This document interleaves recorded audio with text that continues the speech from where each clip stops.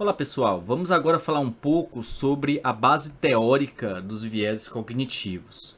Esse é um campo do conhecimento que tem gerado muita produção acadêmica, que tem frutificado em várias áreas, vários campos, como eu já disse, né, desde a psicologia, passando pela economia, chegando até a neurociência. E, portanto, a gente precisa ter um pouco de cuidado, né, na hora de compreender e estudar esse material, porque ele é muito vasto, muito específico e muito técnico.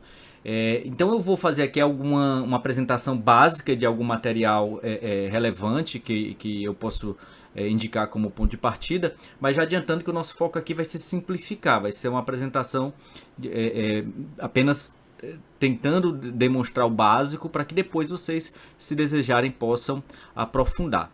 Eu vou trazer aqui para vocês alguns livros de divulgação científica, né? Como eu falei para vocês, eu sou apaixonado por esse tema e estudo há mais de 20 anos os viés cognitivos, através inicialmente desses livros de divulgação científica, que eu considero como livros de entrada, né, para esse conhecimento. Eles não são, obviamente, livros científicos, não têm uma pretensão de ser livros acadêmicos, mas ajudam a primeiro instigar a curiosidade intelectual, a esclarecer e sistematizar algumas ideias e, portanto, pode funcionar como uma literatura de entrada.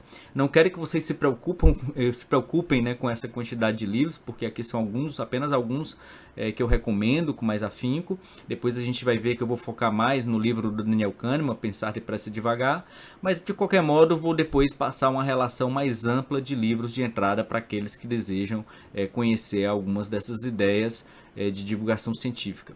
São muito bons de ler. E temos também aqui uma literatura mais técnica, a literatura científica propriamente dita. Algumas já foram apresentadas nos módulos iniciais, mas aqui eu trago algumas mais específicas para os vieses cognitivos, tanto de psicologia social, quanto teoria da decisão, psicologia cognitiva e alguns em inglês que tratam especificamente do direito, né, heurísticas no direito e assim por diante.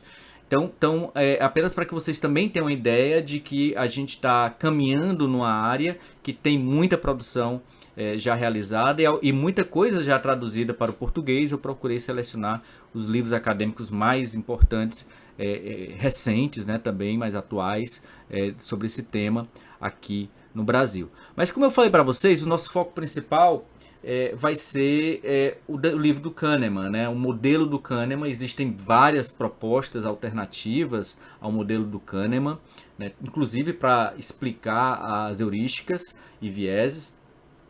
A gente vai ver que o modelo do Kahneman ele foca muito nos vieses, ou seja, que são as falhas do processamento de informações, falhas de raciocínio, né, enquanto há modelos que procuram ver os aspectos positivos das heurísticas e construir soluções, né, visando aperfeiçoar o sistema de heurísticas e não simplesmente focar apenas nos erros. Mas para nós, como o nosso foco aprimorar o sistema de justiça, tentando eliminar erros judiciais provocados por vieses cognitivos, eu vou apresentar uma ideia básica deste livro do Kahneman, Rápido e Devagar, que talvez seja o principal livro de entrada, né, um livro de divulgação científica sobre esse tema.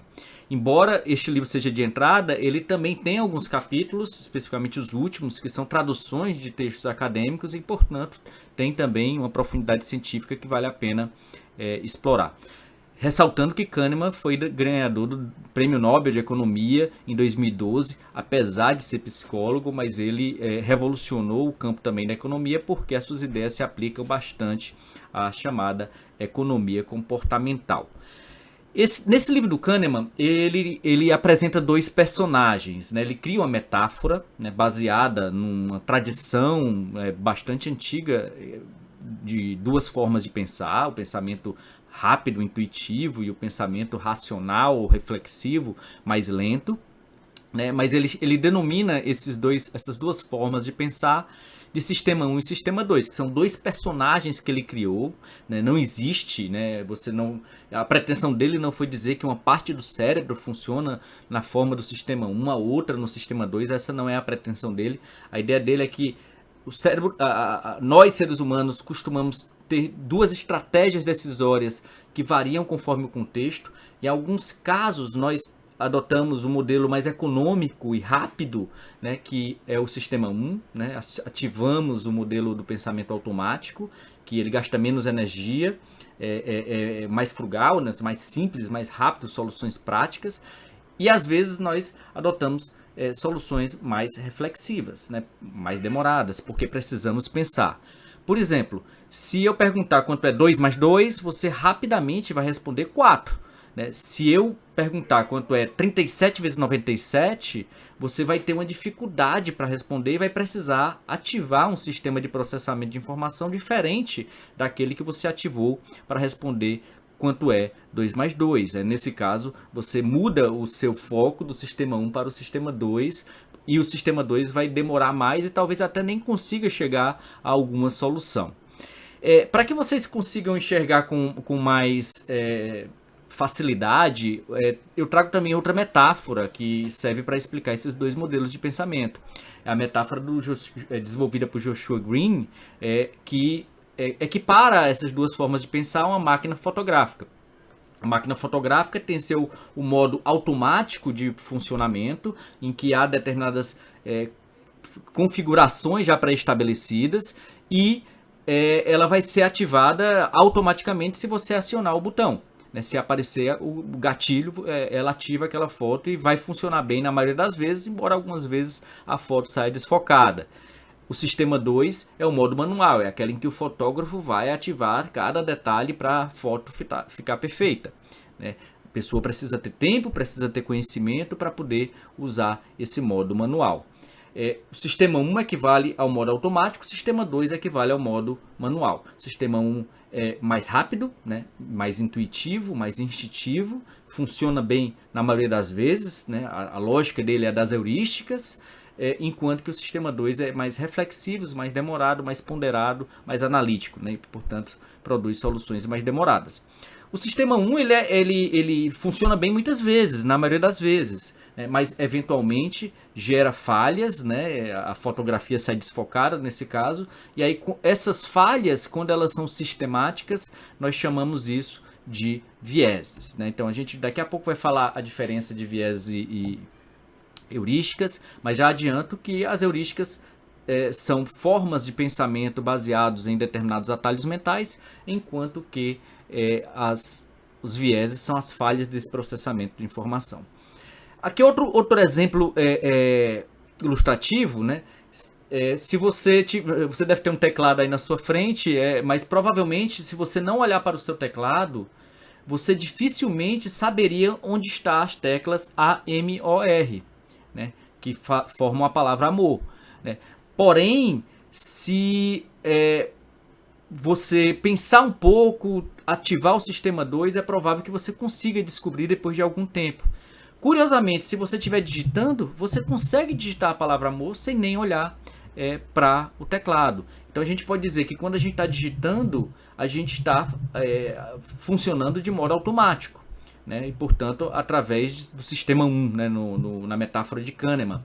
Se a gente está tentando procurar onde está cada tecla de modo mais demorado, mais analítico, mais reflexivo, a gente está ativando o sistema 2, o sistema da racionalidade mais demorada. Então aqui a gente já pode apresentar o conceito, né, de heurísticas e vieses, que vai estar na base desse módulo. Né? As heurísticas é uma estratégia de decisão, é um modelo econômico de decisão. Quando você está em situação de incerteza, com escassez de informação e necessidade de tomar decisões com limitado tempo, você tem que estabelecer alguns parâmetros prévios que vão orientar essas decisões. E geralmente você segue atalhos mentais já pré-definidos. Esses atalhos mentais são as heurísticas. Né? E os vieses, eles são um subproduto desse processamento de informação, dessa estratégia decisória. Essa estratégia decisória funciona bem na maioria das vezes, porém, em alguns casos, vai gerar falhas cognitivas sistemáticas e previsíveis que hoje já estão catalogadas pelas ciências cognitivas, estão sendo catalogadas pelas ciências cognitivas. A gente vai ver, quando falar de desenviesamento, que já existem milhares, né, centenas, milhares de vieses já catalogados, já estudados pelas ciências cognitivas. A gente vai, nas próximas aulas, tratar de apenas algumas delas, mas de qualquer modo é importante que vocês saibam que nós estamos diante de um campo muito rico, muito promissor e que a tendência é apenas crescer e revolucionar, inclusive, o pensamento jurídico. Ok? Então, até a próxima, a gente se vê daqui a pouco.